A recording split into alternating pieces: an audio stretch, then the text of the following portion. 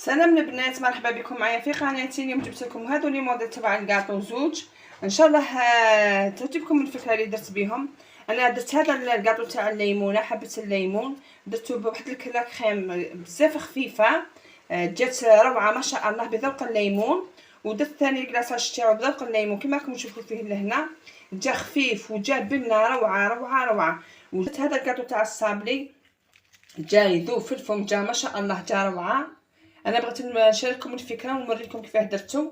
فات انا ان شاء الله راح ندير معكم زوج انواع تبع صابلي، واحد بالليمون، صابلي الليمون اللي راه طوندونس. انا ما بغيتش ندير فيه اضافات، بغيت نديرو بالسوبر كريم نورمال ويجي ذوق ما شاء الله. نديرو بالليل.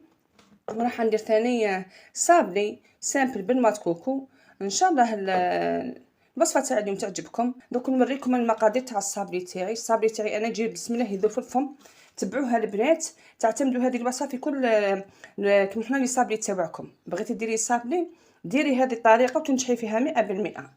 عندي هنا في المقادير درت انايا بهذا الكاس، عبرت زوج كيسان تاع سكر رطب، درت زوج كيسان تاع مايزينا، درت مغرفه كبيره ونص تاع لافاني كما راكم تشوفوا لهنا. انا خلطت كلشي باه نلم في رد مره، والفيديو كيما حنا ما يجيش طويل وما نطولش عليكم. عندي كاس تاع زيت، عندي زوج حبات بيض كما راكم تشوفوا فيهم هنا البنات، ها هم عندي زوج حبات بيض ودرت رطل تاع ماغارين، رطل تاع ماغارين. وعندي وصفه اخرى ان شاء الله نزيد نشاركها معكم باه يجيكم الصابلي تاعكم زاكي ويجيكم يقطع لكم كميه كبيره. دوك انا نبدا نخلط في هذو المقادير. دائما الزيت ضيفوه مع الماغارين هي الاول ودخلوه مليح، وضيفوا له السكر رطب والفاني. هذه اول حاجه، اول خطوه ديروها باه الزيت تاعكم ما يخرجش، باه الماغارين تتجانس مع الزيت وما يخرج لكمش كي طيبوه ويقعد لكم فتره طويله، يجيكم بنين بزاف ويجيكم طري ما يفزتش، قادر حتى يقعد لكم شهر وما يفزتش. وكان نبدا نفلح. ودائما نضيفوا السكر رطب مع الماغارين باه الخليط تاعكم يجيكم شباب ويجيكم مليح. هنا راني نلم في الزبده ولا الزيت ولا الماغارين والزيت والسكر الرطب والبيضات زوج كما راكم تشوفوا هنايا البنات. لميتهم مليح حتى ما تحصلوا على كريمه متجانسه كيما هاك. من بعد نزيدوا حنايا نشا باه الصابلي تاعنا يجي يذوب في الفم. هذه هي الطريقه اللي نجحوا فيها باه يجيكم الصابلي مليح. نبدا نضيف دوك في المايزينا وما نساوش الفرينه. انا ما نديرش الخميره تاع الكاطو في وسط الكاطو تاعي، ما نديرش الخميره الكيماويه.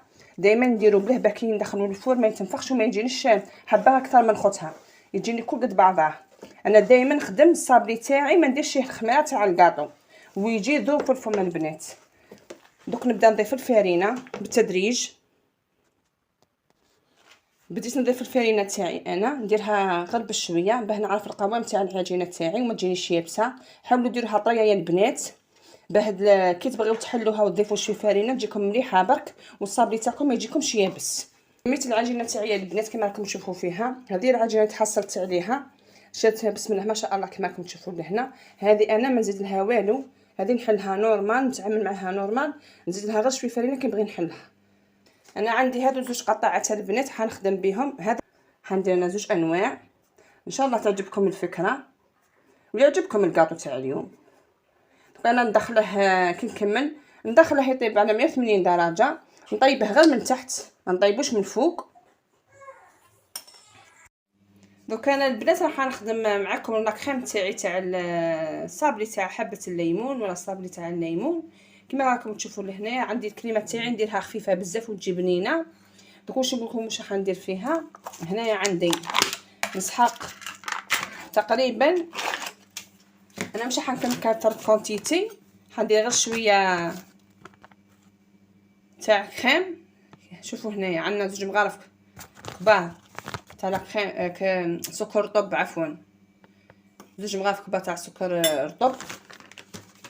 عندي هنايا عطر الليمون وفي نفس الوقت ملون كما كنت تشوف بطاطا تغطيني هذه كما هكذا في الجون. راح ندير شويه ها هي باه تجينا النكهه واللون يجينا بنين الكو تاعو. عندنا ثاني تقريبا 2 مغارف كبار تبع كريم شانتيي. الطعم تاعها يجي بنين بزاف ويجي خيالي، يجي روعه كريم شانتيي. ها هي تقدروا تروحوا حتى 3 مغارف. عندي هنايا سوبر كريم البنات. انا حنستعمل انا هذا تاع عطر الليمون وذوق الليمون. انا ندير تقريبا 2 مغارف. وعندي نستعمل ما يعادل 3 مغارف كبار تاع ماكارين. نحركهم دوك هادو نخلطهم بالباتور حتى ما يلون اللون تاعهم ابيض. هذه هي الكريمه اللي تحصلت عليها البنات كما راكم تشوفوا فيها لهنا. جا الذوق تاعها خيالي، جا روعه. انا دوك هذه نحطها في المجمد تبرد معايا شويه، من بعد نلصق بها الكاطو. وهنا البنات كما درت لا كريم تاعي كما كذا، ضفت لها 2 مغارف تاع كبار تاع حليب لحظه كما راكم تشوفوا. ها هو نوجد الكلاصاج، نوريكم كيفاه نديروا الكلاصاج تاع الكاطو تاعنا تاع اليوم. ودركا نخدم الكلاصاج. هنا عندي عصير تاع 2 حبات تاع ليمون كما راكم تشوفوهم هنايا، حطيتهم هنا في هذا الاناء هذا. حنضيف لهم 2 مغارف كبار تاع زيت به الكلاصاج تاعنا يجينا شباب. 2 مغارف كبار تاع لحظه كيما هاك. نضيف لهم شويه تاع لاغون بعطر الليمون هكذا كودو سيترون. في نفس الوقت نتحصلوا على لون ذهبي. سكر طب بالتدريج. نبدا نحرك ونخلط حتى ما نتحصل على كريمه تناسب لي حبه الكاطو تاعي. هذا هو اللون اللي تحصلت عليه البنات. شوفوا كيفاه اللون اللي تحصلت عليه جا ما شاء الله. هذا هو الكلاصاج اللي حاط نقلصيه بحبتي تاع الكاطو. ندير لها الكريمه كيما هاك.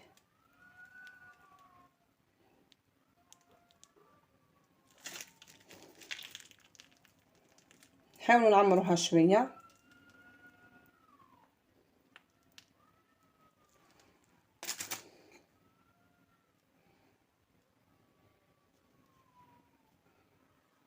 تحطوها في وسط المجمد باه تبرد لكم، باكي تكلاصيوها تجيكم الكلاصاج تاعها شباب.